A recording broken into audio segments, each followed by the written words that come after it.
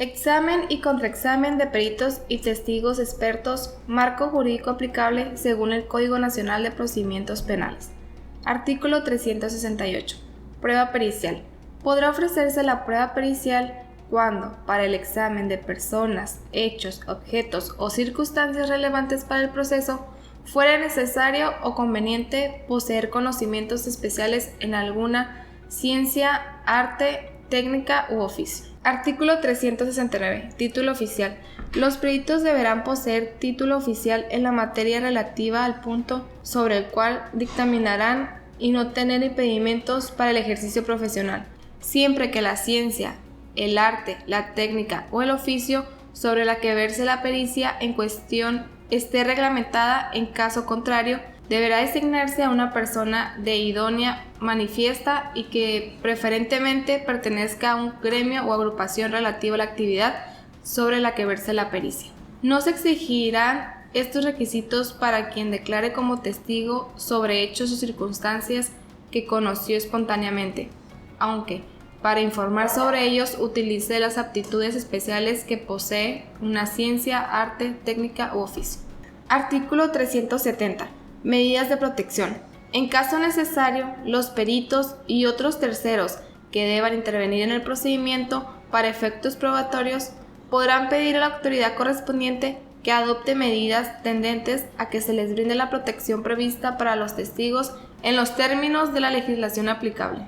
Artículo 372. Desarrollo de interrogatorio. A solicitud de alguna de las partes, el tribunal podrá autorizar un nuevo interrogatorio a los testigos que se hayan declarado en la audiencia, siempre y cuando no hayan sido liberados. Al perito se le podrá formular preguntas con el fin de proponer la hipótesis sobre la materia del dictamen pericial, a las que el perito deberá responder atendiéndose a la ciencia, a la profesión y a los hechos hipotéticos propuestos.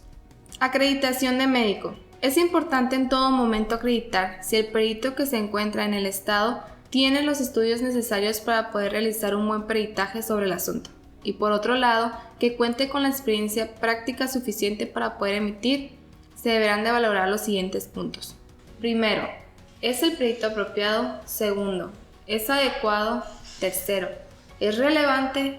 Cuarto, ¿hizo su peritaje con información recabada por él mismo? Quinto, ¿utilizó bibliografía reconocida universalmente? Estructura general de un directo a peritos. Primero, introducción. Segundo, educación, experiencia y trabajos. Tercero, ¿qué hizo el experto? Cuarto, opinión del experto. Quinto, bases para su opinión. Sexto, preguntas hipotéticas. Introducción. Utilizar lenguaje no verbal desde cómo se viste y cómo se ve, y por otro lado lenguaje verbal, que es el que explique su introducción. Educación. Se recomienda hacer alguna de estas preguntas. Primero, educación recibida y títulos conseguidos. Segundo, licencias y certificados. Tercero, experiencias y técnicas. Cuarto, publicaciones. Quinto, puestos en organizaciones reconocidas. Sexto, experiencia como perito. ¿Qué hizo el experto y por qué lo hizo? Trate de hacer preguntas de transición para acreditar qué fue lo que el experto hizo. Después de la explicación, utiliza apoyo demostrativo. Puedes preguntarle cuánto le pagaron. Opinión del experto. Pídele al experto que te dé conclusiones, no opiniones. Las opiniones todo el mundo las tiene, las conclusiones solo las tienen los expertos. Bases y explicaciones. Esta es la parte medular del asunto. Hay que explicar cómo se llegó a esas conclusiones, el cual se basa regularmente en los siguientes puntos: el examen personal y estudio, entrevistas a testigos, consultas bibliográficas y datos y bibliografía. Busca que el experto sea un maestro, un guía. Considera incorporar bibliografía en el examen directo. Considera utilizar dos peritos para contrastar la opinión del perito de la contraparte. Es evidente que en un juicio habrán dos opiniones distintas a valorar. Lo importante en este caso es que la tuya prevalezca, por lo que habrá que hacerle de esa manera. Empieza fuerte y termina fuerte. Haz preguntas hipotéticas. Es importante hacer este tipo de preguntas para poder cerrar fuerte e impactar en tu teoría del caso. Contraexamen de expertos. Preparación. Mantén tu contrainterrogatorio seguro, simple y corto. Lee todo sobre el posible contraexamen que vayas a realizar. Lee todo sobre quién es el experto y su perfil para poder contrainterrogar. Puntos especiales. ¿Es el perito quien dice ser? Ver si tiene experiencia en la rama. Verificar si hay dinero de por medio. Verificar si el experto publicita ser experto en muchas áreas. Verificar si el experto siempre declaró para una misma defensa. Si el perito tiene puntos de vista ya prevalecidos como especie de prejuicios, esto también puede ser expuesto. Si la información que no fue obtenida por él. Si el perito obtuvo información de fuentes parciales, como por ejemplo, si se concluyó a un estado de salud mental y se entrevistó a los familiares, esto puede ser expuesto para acreditar parcialidad. Si el perito realiza afirmación que no puede ser sustentadas, es importante atacar estos puntos. Utiliza conclusiones distintas, exponlas como por ejemplo, y deja que el perito responda y el impacto haga su trabajo. ¿Qué no hizo el experto? Es importante establecer lo que el experto dejó de hacer para lograr el impacto. Es importante exponer por qué no se hicieron todos los procedimientos para llegar a una conclusión. Acreditar que el perito hizo algo sumamente distinto a la conclusión a la que arriba en este momento y evidenciarlo. Utilizar publicaciones. Si la conclusión es sumamente distinta a alguna bibliografía del área pertinente que sostengan un punto de vista diferente, es excelente para impactar la credibilidad del perito. Utiliza el experto de la contraparte para lograr fortalecer tus proposiciones fácticas. Si esto sucede, es importante realizar ese punto para fortalecer el punto de vista. Confronta al perito de la oposición y haz que acepte que sus conclusiones pueden diferir con otras. Haz preguntas enfocadas a que acepte que sus conclusiones no siempre tienen que estar en acuerdo con otras, inclusive acreditar que se respete un perito con otros. Procura empezar y terminar fuerte con tu contraexamen. ¿Nos podría indicar su nombre completo? Francisco Pérez Soto. Don Francisco, ¿qué edad tiene usted? 41 años. ¿Y cuál es su profesión? Médico cirujano. ¿Qué significa ser médico cirujano? Bueno, este es el grado que se obtiene una vez finalizados los estudios generales de medicina, para lo cual no son necesarios cursos posteriores de especialización. ¿Cuántos años de estudio requiere la obtención del título? 7 años regulares, que son los que demoré en la obtención del título. ¿En dónde estudió usted? En la Universidad Católica. ¿Ha realizado estudios posteriores de especialización o profundización? No. ¿Dónde trabaja? En el hospital público de la ciudad, en atención de urgencias. ¿Hace cuánto tiempo trabaja ahí? Bueno, ingresé al hospital una vez que obtuve mi título. Eso quiere decir que llevo 13 años trabajando en el mismo lugar y en la misma sección de urgencias. ¿Podría relatarnos en qué consisten sus principales funciones en el hospital? A mí me corresponde recibir los casos de urgencia, es decir, de todas las personas que por accidente u otras circunstancias requieren atención médica inmediata, sin poder solicitar una consulta anticipada. ¿Qué tipo de atenciones usualmente presta? Bueno, fundamentalmente nos hacemos cargo de prestar primeros auxilios, exámenes físicos generales y atención a personas que presentan distintos tipos de politraumatismos y traumatismos. ¿A qué se refiere cuando dice politraumatismos y traumatismos? Nosotros llamamos así a lo que vulgarmente las personas identifican como lesiones de distinta gravedad. ¿Es común que usted realice exámenes médicos a personas lesionadas? Bueno, esa es mi principal actividad profesional. ¿En cuánto de esos casos el paciente señala que las lesiones provienen de riñas o peleas? Yo diría que un 50% de las atenciones que presentamos provienen de esa causa. Otro 30% proviene de accidentes de tránsito y un 20% de accidentes en el hogar o el trabajo. En base a su experiencia, ¿nos podría indicar cuántas atenciones por lesiones causadas en riñas o peleas realiza usted en promedio mensualmente? Bueno, es difícil de calcular. Déjeme ayudarlo. ¿Cuántos en promedio realiza al día? Al día deben ser unas 3 o 4. ¿Sería apropiado decir entonces que usted realiza unas 15 semanales? Sí, esa es la cantidad más o menos promedio. ¿Y unas 60 atenciones mensuales? Más o menos. ¿Y a cerca de 700 al año? Sí, esa es la cantidad promedio. Por lo que en 13 años de trabajo usted ha practicado, digamos, alrededor de 9.000 exámenes físicos por lesiones.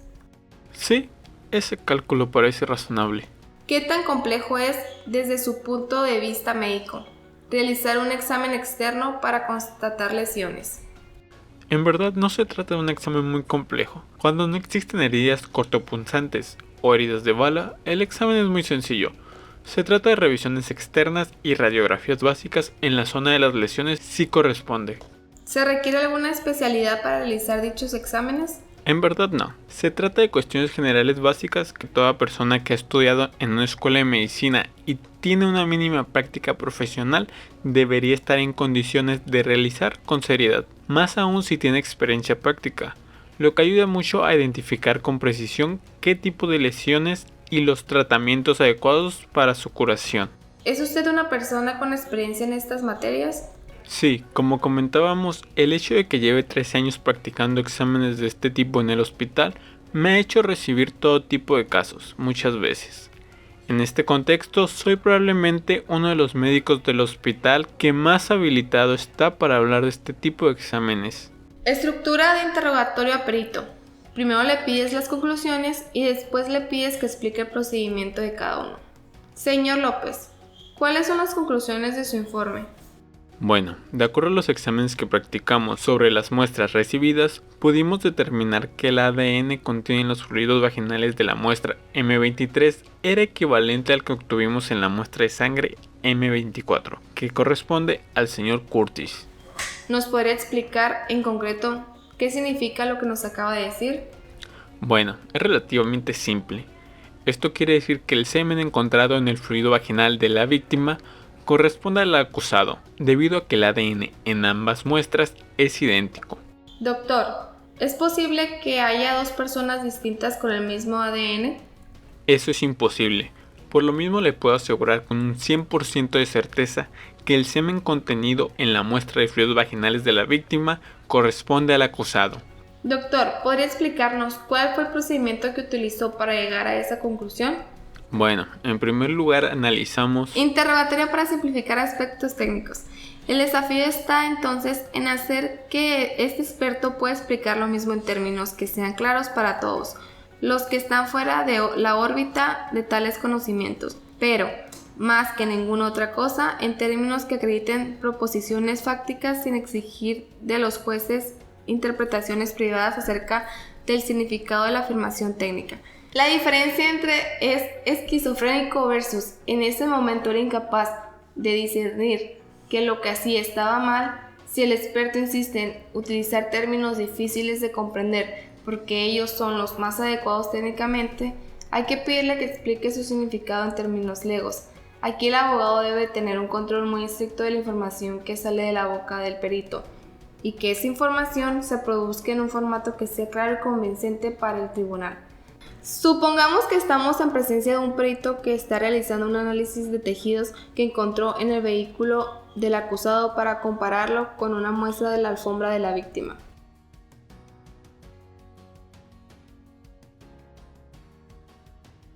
¿En qué consiste este test? Consiste en el análisis químico de las muestras en que se les aplicó sulfato nítritos, de manera de determinar su idoneidad biológica. ¿Qué significa esto de que se le apliquen sulfatos nítritos? Bueno, en palabras simples, se trata de un químico que se convierte en la muestra, que produce una reacción que permite identificar la composición química de estos elementos. ¿Y a qué se refiere usted, doctor, cuando dice idoneidad biológica? Es el término técnico que ocupamos para decir que dos muestras distintas corresponden a la misma entidad física. Sí entiendo bien, doctor. ¿Eso quiere decir que si hay idoneidad biológica en dos muestras, ellas corresponden a un mismo cuerpo? Exactamente. Eso es lo que quiere decir. Doctor, quisiera que ahora, como puede ver en este simple ejemplo ficticio, no obstante el experto utiliza un vocabulario técnico que carece de sentido para quienes no están formados en dicha especialidad. El abogado que lo examina deja claro cuál es el sentido de ese tecnicismo, de manera que el tribunal pueda apreciar con claridad el resultado del peritaje. Sin esta precisión, seguramente las palabras del perito, por más potentes que sean dentro de su especialidad probablemente no signifiquen nada para oídos del tribunal, que no reciben ninguna explicación en un lenguaje medianamente comprensible acerca del significado de las mismas, o incluso peor, le darán el significado que en la mente de cada uno de los jueces pueda llegar a entender. Interrogatorio de refutación, opinión distinta por perito distinto. Hechos e hipótesis. Otra particularidad del testimonio de los testigos expertos que resulta relevante para la preparación de su examen directo es que no se trata necesariamente de testigos presenciales. Así, por ejemplo, si bien el médico que atendió a la víctima herida en el hospital es un testigo, podríamos decir, presencial respecto de una porción de la historia, lo cierto es que el médico llamado para la contraparte para refutar no es en lo absoluto, y aún así su declaración es admisible y muchas veces muy relevante. En el caso de los testigos con experticia, entonces las preguntas van a adoptar con frecuencia la forma de hipótesis sobre las cuales estos emiten una opinión. Este es el caso, por ejemplo, cuando le preguntamos al médico de refutación: doctor, dadas las condiciones descritas, ¿fue el procedimiento adoptado el más adecuado? Cuando el médico responde no está relatando hechos, sino emitiendo una conclusión, que es hipotética en la medida de que depende de sí, es que las condiciones descritas eran esas. Esta es otra particularidad de los testigos expertos, pues como se recordará, las opiniones y conclusiones están prohibidas por regla general para los testigos legos. Estas hipótesis deben dirigirse a situar al juzgador frente a situaciones que le permitan entender las proposiciones que se le desea probar. Por ejemplo, es una causa por supuesta negligencia médica. Nuestra parte presenta al presidente del Colegio de Expertos en Riñón para que testifique acerca de la extirpación de un riñón practicada a nuestra cliente, el señor Claro. Doctor Álvarez, ¿puede usted indicarnos su nombre completo? Juan Álvarez González. ¿Puede indicarnos su profesión? Soy médico experto en temas de riñón. Doctor Álvarez, ¿podría decirnos en qué consiste su especialidad? Bueno, la nefrología es la especialidad médica encargada del tratamiento del riñón. ¿Cuántos años de estudio habilitan para ejercer esta especialidad? Bueno, luego de 7 años de estudio de la carrera, uno debe realizar los estudios de especialidad, que en mi caso se extendieron por 5 años más. Posteriormente viene el periodo de acreditación ante el Colegio de la Especialidad Médica, una práctica de 3 años adicionales. ¿Dónde realizó sus estudios de especialidad? En la Universidad Católica, y posteriormente obtuve una beca para la Universidad de Miskatonic, de la ciudad de Miskatonic, en el estado de Nueva Inglaterra, Estados Unidos. ¿Cuál es su actual cargo y lugar de trabajo? Soy jefe de la sección para el tratamiento de la cirrosis del Hospital Santa Rita. ¿Hace cuánto tiempo? Hace 15 años. Ahora quisiera realizarle algunas preguntas relacionadas con su especialidad, para lo cual le pido centrar su atención en la presente radiografía. ¿Cuál es su opinión acerca de la situación médica representada por esta radiografía de riñón? Bueno, la radiografía presenta una irritación crónica, propia de aquella derivada del consumo abusivo y prolongado del alcohol, típica en los pacientes con cirrosis. Doctor Álvarez, según su experiencia profesional, ¿qué soluciones médicas son idóneas para tratar la cirrosis?